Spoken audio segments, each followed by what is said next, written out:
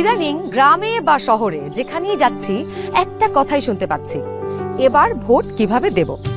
এবার নাকি একদিনে 2 ভোট, তার মানে ভোট সেন্টার 2বার যেতে হবে, 2বার লাইনে দাঁড়াতে হবে। Lot of confusion. কিন্তু এই সব কিছু নিয়ে আপনার যাবতীয় দুশ্চিন্তা আজ দূর হয়ে যাবে। চলুন দেখি আগামী ত্রয়োদশ জাতীয় সংসদ নির্বাচন এবং গণভোটের দিন আমরা কিভাবে ভোট দেব।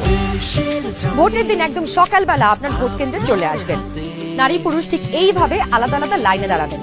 লাইনের শুরুতেই আপনার ভোটার ক্রমিক নাম্বার উল্লেখ করে লেখা থাকবে আপনি কোন কক্ষে ভোট দেবেন। ভোট কেন্দ্রের কোন কক্ষে আপনি ভোট দিবেন সে বিষয়ে আনসাররাও আপনাকে সহায়তা করবেন। এরপর আপনি সোজা চলে যাবেন আপনার ভোট কক্ষে। কিভাবে নারী এবং পুরুষ ভোটারদের আলাদা রুমে ভোট গ্রহণ করা হচ্ছে চলুন দেখে আসি। কক্ষগুলোর বাইরেও ভোটার ক্রমিক নম্বরগুলো লেখা থাকবে। প্রথমেই একজন পোলিং অফিসার আপনার নাম এবং ভোটার নম্বর জিজ্ঞাসা করবেন। তারপর আপনার চেহারার সাথে আপনার ভোটার তালিকায় থাকা ছবি মিলিয়ে দেখবেন। এটা আমি, এখানে একটু খারাপ আসছে ছবি। বাবার নাম আনিসুজ্জামান। ভোটার আয়শা খানম, ভোটার নং 0157। প্রথম পোলিং অফিসার আপনার নাম এবং ভোটারের ক্রমিক নম্বর জোরে উচ্চারণ করবেন, যেন কক্ষে থাকা সহকারী প্রিজাইডিং অফিসার এবং পোলিং এজেন্টরা শুনতে পারেন। এরপর দ্বিতীয় পোলিং অফিসার আপনার আঙুলে অমোচনীয় কালি লাগিয়ে দেবেন। তারপর আপনি চলে যাবেন সহকারী প্রিজাইডিং অফিসারের টেবিলে। প্রিজাইডিং অফিসার আপনার ভোটার নাম্বার লিখে আপনাকে 2টো ব্যালট পেপার দেবেন। জানি এবার গণভোটের জন্য গোলাপি ব্যালট আর সংসদ সদস্য নির্বাচনের জন্য সাদা কালো ব্যালট। বাহ! ব্যালট পেপার নেবার সময় আপনাকে স্বাক্ষর করতে হবে। আপনি চাইলে টিপসই দিতে পারেন। দেশের ছবি আপনার হাতে।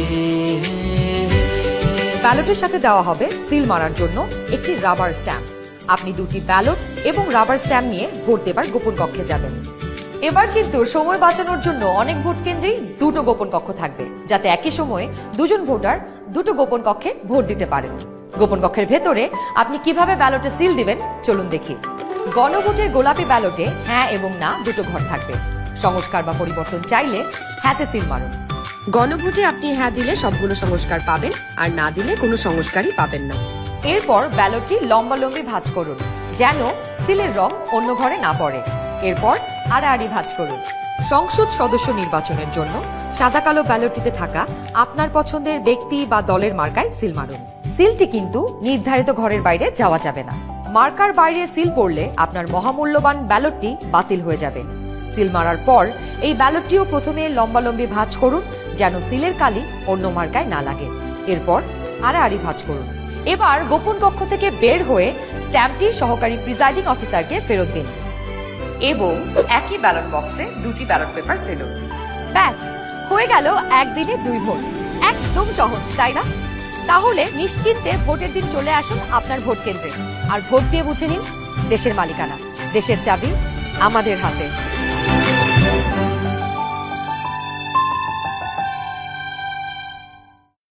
ভিডিওটি যদি ভালো লাগে তাহলে অবশ্যই একটি লাইক দিন এবং আমার ইউটিউব চ্যানেলটি সাবস্ক্রাইব করুন। ধন্যবাদ।